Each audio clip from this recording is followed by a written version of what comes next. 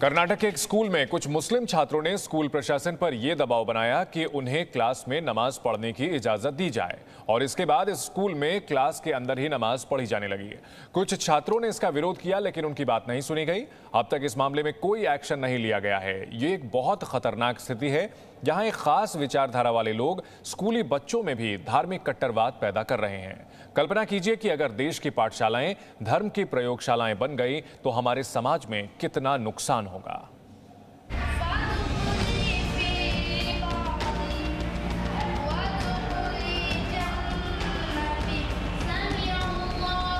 इक्कीस जनवरी को कर्नाटक के एक सरकारी स्कूल में कुछ बच्चों ने क्लास में जुमे की नमाज पढ़ी।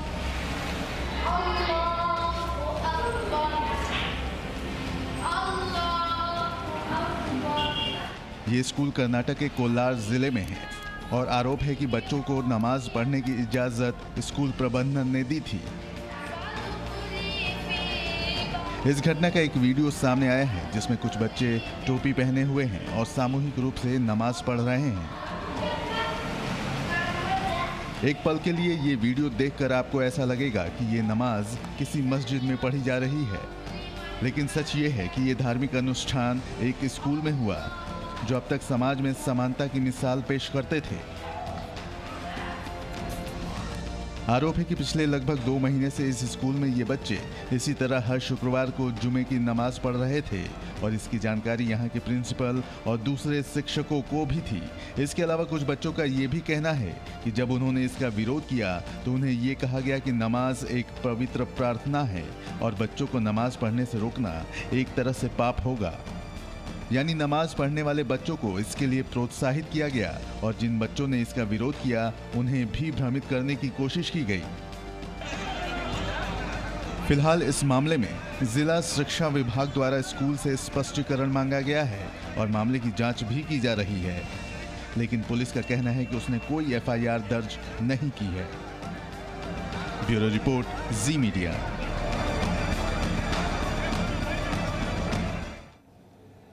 अब हम आपको एक ऐसी ही और खबर दिखाते हैं जहां कर्नाटक के इंटर कॉलेज में छात्राएं हिजाब की मांग पर अड़ गईं। अब कर्नाटक सरकार ने इस मामले में एक्सपर्ट कमेटी बनाई है जो शिक्षा संस्थानों में धार्मिक प्रार्थना और प्रतीकों के इस्तेमाल को लेकर गाइडलाइंस बनाएगी।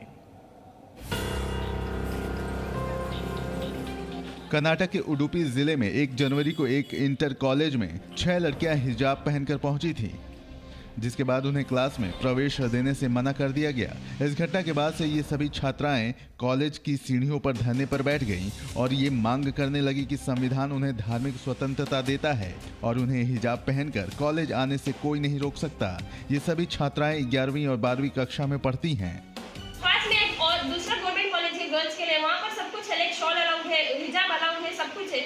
हम लोग जस्ट एक बेसिक राइट मांग रहे हैं जो हमारा है, जो कि हमें नहीं मिल रहा है और हमें वो चाहिए।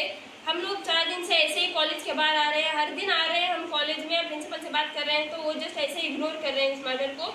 लेकिन हमें वो राइट चाहिए जो एक राइट है, फंडामेंटल राइट में से एक राइट है, हमें चाहिए वो राइट। इस मामले में कर्नाटक सरकार ने एक एक्सपर्ट कमेटी बनाई है जो कॉलेज यूनिफॉर्म को लेकर आने वाले दिनों में विस्तृत गाइडलाइंस जारी करेगी। हालांकि ये छात्राएं अब भी इस बात को लेकर अड़ी हुई हैं कि हिजाब पहनकर कॉलेज आना है उनका संवैधानिक हक है और वो ऐसे किसी भी दिशा निर्देशों को नहीं मानेंगी। लेकिन क्या वाकई ऐसा है? क्या हमारे संविधान में ऐसी किसी भी बात का उल्लेख है? हम आपको इसके बारे में बताएंगे, लेकिन पहले ये देखिए कि इस बारे में कर्नाटक के शिक्षा मंत्री ने क्या कहा है। आप सब लोग को मालूम है ऐसा कुछ लोग हैं को किसने समाज का व्यवस्था में कुछ ना कुछ समस्या करने के लिए हर टाइम सोचता रहता है। उडुपी में कुछ लोग ट्राई किया, विशेष एक धर्म का पढ़ाई, लड़की में पढ़ाई ज़्यादा होने के टाइम में वो लोग को मेरे ख्याल से मन में उसका डिस्टर्ब करने के लिए वो लोग मेरे ख्याल से सोचा है। स्कूल में छात्राओं के हिजाब पहनकर आने की घटना अफगानिस्तान के तालिबान शासन की याद दिलाती है। पिछले वर्ष जब अफगानिस्तान में तालिबान की हुकूमत आई थी तब वहां ये आदेश जारी किया गया था कि लड़कियों को बिना हिजाब के स्कूल और कॉलेजों में प्रवेश नहीं दिया जाएगा। अब आपको वहां की एक और तस्वीर दिखाते हैं जिसमें एक कॉलेज में लड़कियों और लड़कों के बीच पर्दा करके उन्हें पढ़ाया जा रहा है। सोचिए, आज अगर भारत में कुछ लोग ऐसी व्यवस्था की मांग करते हैं तब क्या होगा। यहाँ एक पॉइंट ये भी है कि अगर आज कोई बच्चा अपने स्कूल में नमाज पढ़ता है तो वो फिर कॉलेज में भी ऐसा करने की मांग करेगा और कॉलेज के बाद उसे जिस भी कंपनी में नौकरी मिलेगी वो वहाँ भी ऐसा करने की अनुमति मांगेगा।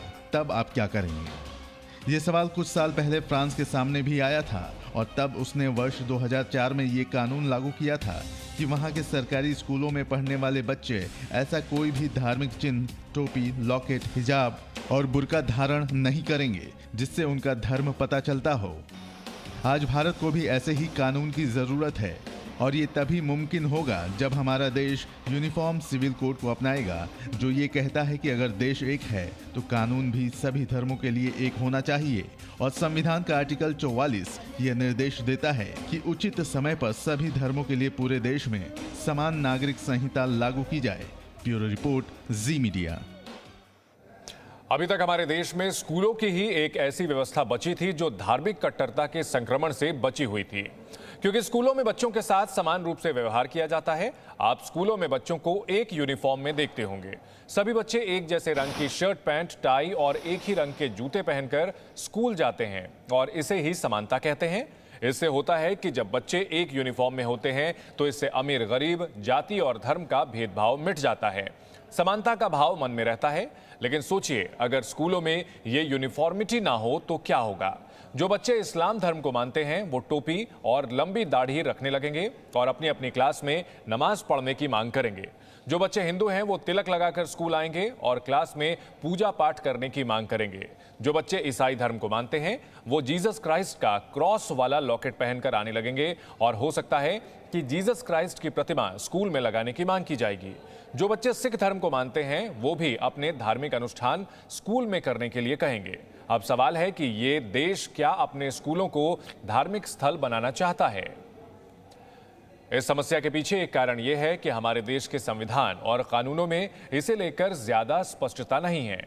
संविधान के अनुच्छेद 14 में इस बात का उल्लेख किया गया है कि भारत के सभी नागरिकों को देश के कानूनों द्वारा समान रूप से संरक्षित किया जाएगा।